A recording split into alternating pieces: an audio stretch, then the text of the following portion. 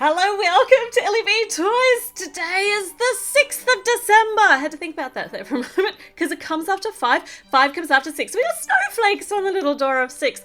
And there's a cake inside. I love cake. All right, so this is perfect. And it looks so pretty. I like the pink frosting. Okay, it's not a plum pudding or anything like that. It's a big cake. Okay.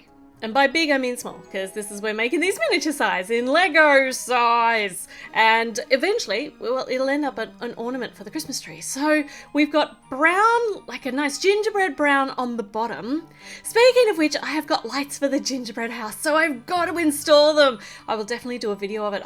I need more time, but this is very important too. So let's concentrate on getting this cake right. It's not too hard. We need to put this bit in the middle. It's got a hole in it. That's where you can put the cord through to hang it on the tree. Put cherries on the tippity top. And then we can put some frosting. Alternate the frosting with these lime green.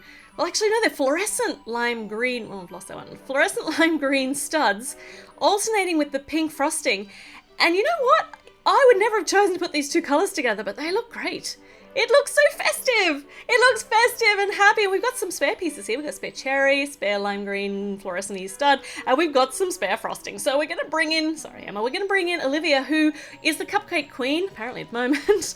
She's the one who now makes cupcakes. Robot, well, only if she can make them with robots. But she has got, did that make any sense? You know, because her robot, she has like a whole automated cupcake making thing. So she's got the spare frosting. This is how we can make this into an actual ornament, but I'm not going to do that at the moment. I love having it as like a big centerpiece cake. It could be like a wedding cake.